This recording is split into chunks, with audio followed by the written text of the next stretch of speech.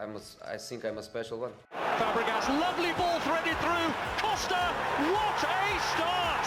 Frank Lampard to win it. He's got it. He's done it! The greatest night in the history of Chelsea Football Club. Welcome back to Son of Chelsea. Daniel Childs here. We got the headphones on, so it means we've got a brilliant guest. I don't want to inflate this guy's ego too much, but he's one of my favourite guys to have on the show.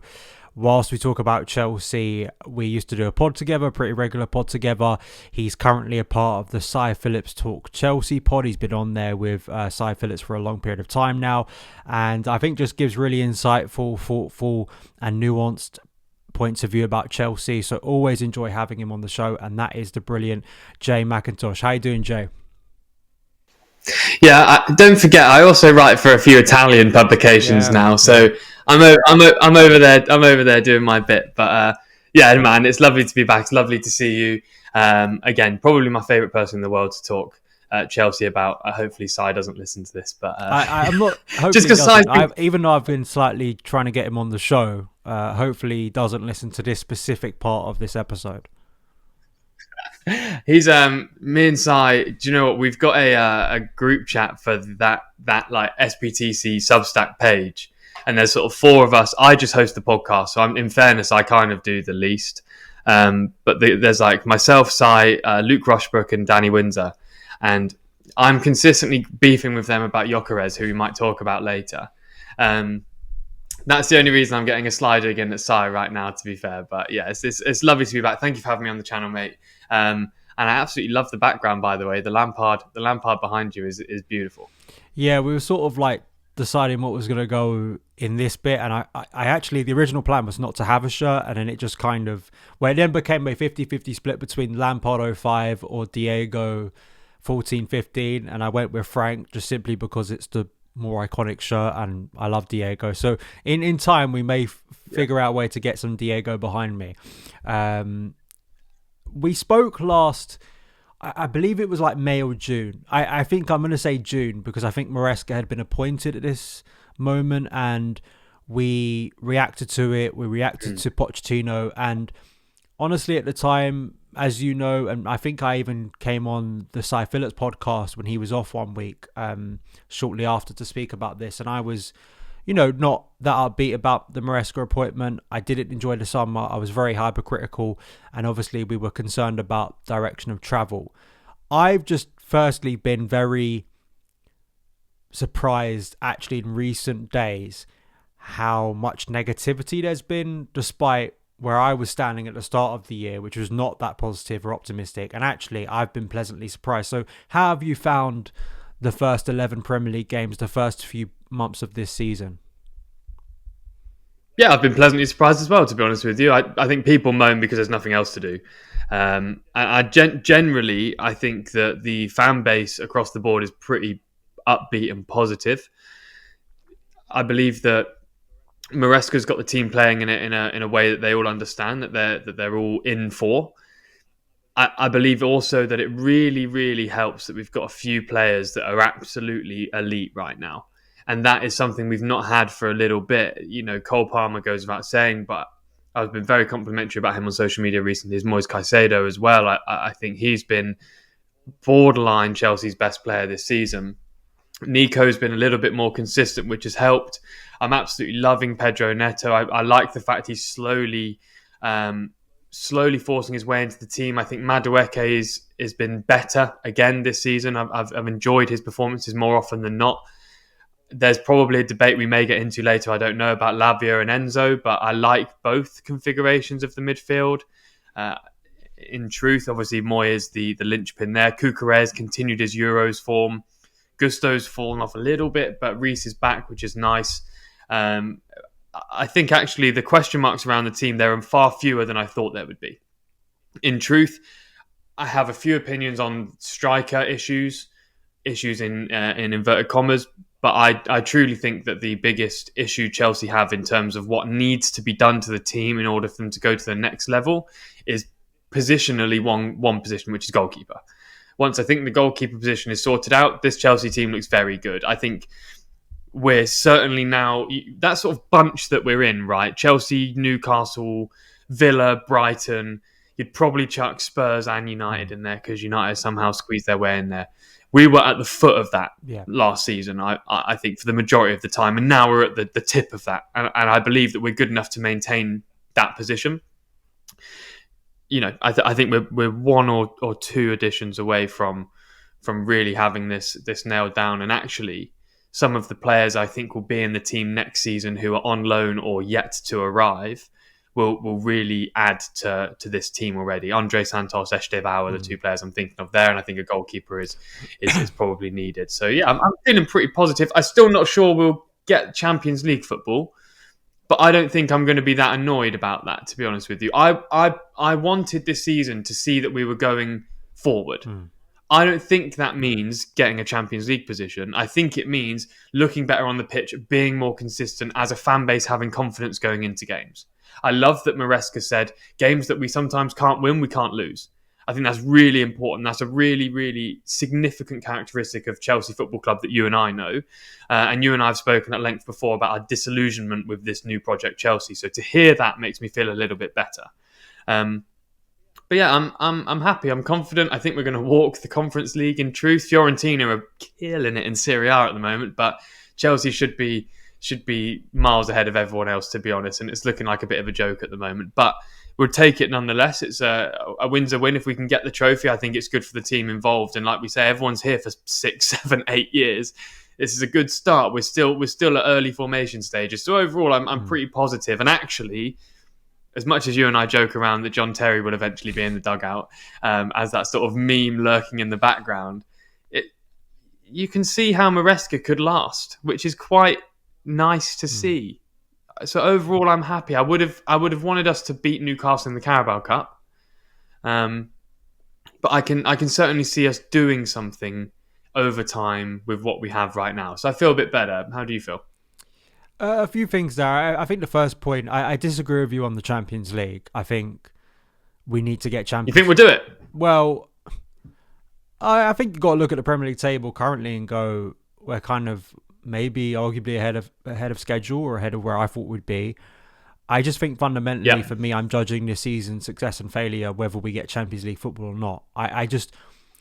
It goes back to the conversation we had in the summer, because I think if we miss out, and I guess, of course, knowing how football is not a simple game and kind of it will turn out to be a lot different than black and white. Like, what if Chelsea miss out by a point or goal difference?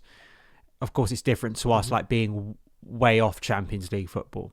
But I just feel that based on where we were last year at the end of last season, and the expectation that would have been placed on Pochettino if he remained would have been Champions League football.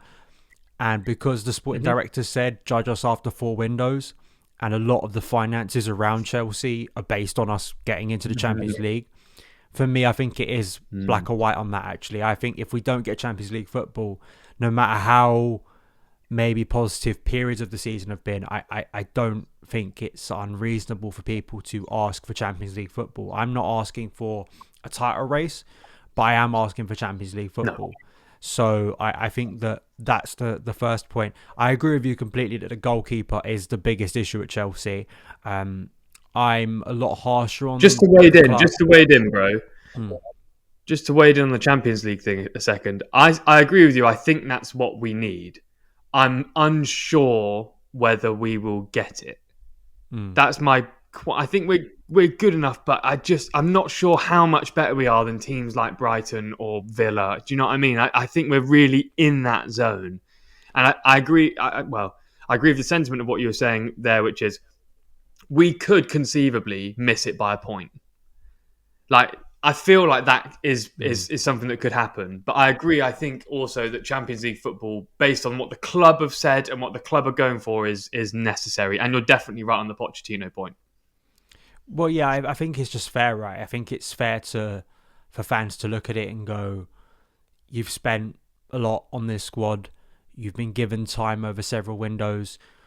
And, it's very hard for me to take seriously analysis, that this is a really strong squad, but then it's not good enough to get Champions League football. Like, I know there's some nuance within that, right? And it's, people extreme reaction calling us the best squad in Europe after we've whacked Noah or Panathinaikos. I didn't take it that seriously, but I don't personally feel like asking for Champions League football is unreasonable as a Chelsea fan, and the amount Chelsea invest in this squad. I think the idea that Chelsea, after spending over 100 million on one of Brighton's best players, the idea that we now can't compete with them or might miss out below them, I think that's unacceptable personally. And I think there's got to be at least a bare minimum expectation. Like Frank Lampard got Champions League football in his first season at Chelsea. At that time, it's totally different. It was, it is totally different, but he had arguably on paper a weaker squad and arguably a worse situation. So I think on that point we can agree to disagree, but I'm not going to sit here in May if we've missed out on Champions League and kind of be happy about it. And I'm not going to sort of sit there and go, we'll give it a try next year. Like, that's not the position I think we need to be in. Viewing this as a midterm or half-term report, basically it's a good time to take stock. We started the conversation talking about Maresca and talking about the season so far, and then delved into individuals.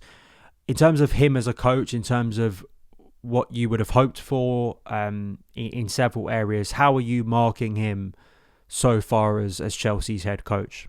Yeah, I think Maresca has been pretty impressive overall. I think he's made some brave decisions. The choice to remove Enzo Fernandez isn't just good for the team, but it shows that the B team, the Conference League team, can elevate themselves up into the starting team should they perform well enough, and or someone in the starting team not perform well enough.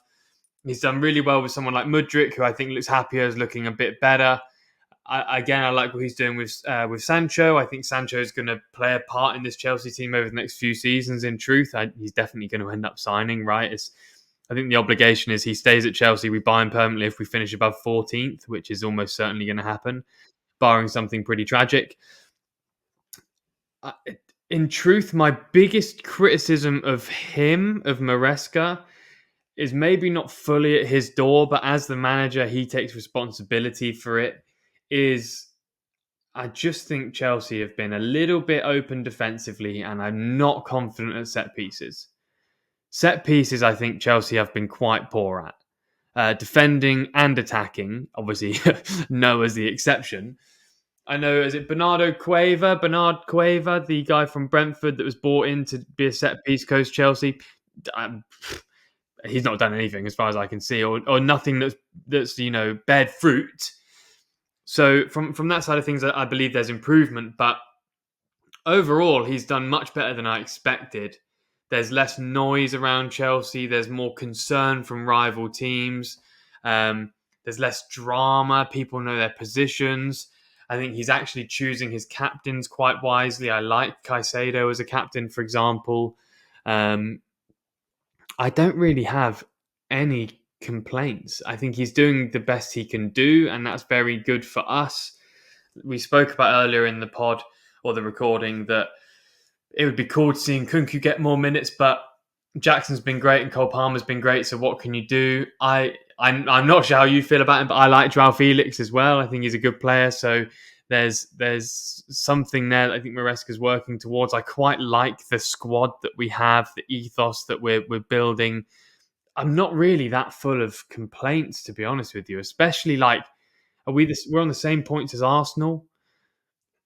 I would have bitten your hand off to be there at this point in the season, in truth. So if someone said it'd be 19 points, joint third, fourth, fifth, sixth, whatever, same as Arsenal, I'd have taken it. So, and we've played Liverpool, we've played Newcastle, we've played United, and we've played Arsenal. So I would certainly take it. I think we're going to get results consistently across the season against respectfully lower teams, the bottom half sides. And actually, I believe in what Maresca's doing. We'll get some points off big teams. It'll be a real scalp to get a win against someone like City or Liverpool, for example, which would be very tough. But, we've gone to Anfield and done pretty well. I think we'll do better at the Bridge. So we'll see. But overall, I'm pretty happy. What about yourself?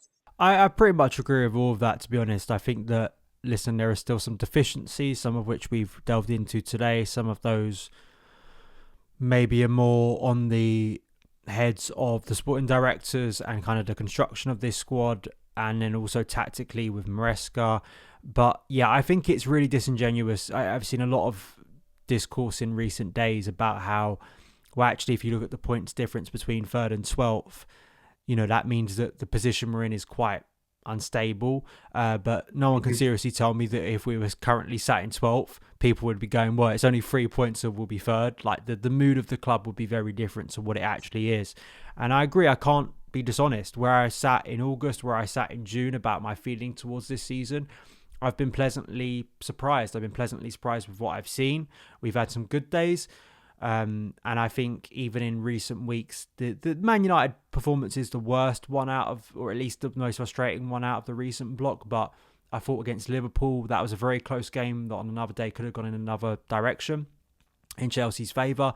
I thought the way we fought and kind of was very rugged and very aggressive against Newcastle to win that game. I thought it was a type of game that Chelsea haven't been good at winning in recent years. That encouraged me. And against Arsenal going 1-0 down, sure, it isn't a big win, but I thought the way we responded, and also, yeah, defensively some concerns, but I thought the way we mitigated a lot of their big threats, especially at set pieces, actually. I thought set pieces, I know there's a criticism there, but I actually thought against Arsenal, probably the best set piece team in Europe, or one of them. I thought we nullified them really well. So the hope is after the international break, we can go on a run and put ourselves in an even better position. So I agree. It's much better than expected. I think it's a good platform, and I just hope that bears fruit over the course of the season and doesn't deteriorate, because I think it's been a better than expected start. So thank you so much, Jay, for coming on the show. Technical difficulties, which the audience probably doesn't know about, aside, that unfortunately were out of our control, but we've managed to get the pod in the bag. Just quickly, Jay, where can people find your great work online?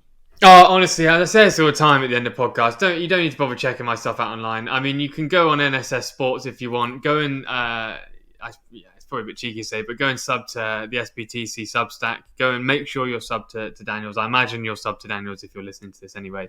But yeah, go and follow Daniel. He does much more content than I do. I don't really do anything. I chat occasionally about football. That's as much as I can manage. I'm just happy to be invited on, bro. But it's been a pleasure talking to you. Thank you for having me. That would be a perfect... I think that should be your bio now. I don't do that much. I'm happy to talk about football. I'm invited on, and I'm just happy to be here, basically. That should be your new bio on X, I think. Your new CV. Just put it on the CV. I think that would work out.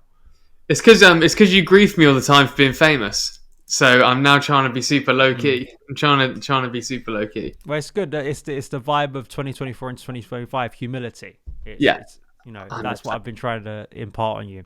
Yeah. Thank you so much as well for watching and listening on YouTube. If you've been listening back on the podcast, please give us a positive rating review. Follow the show across the socials at SonOfChelsea, and I will see you again very soon. All the best.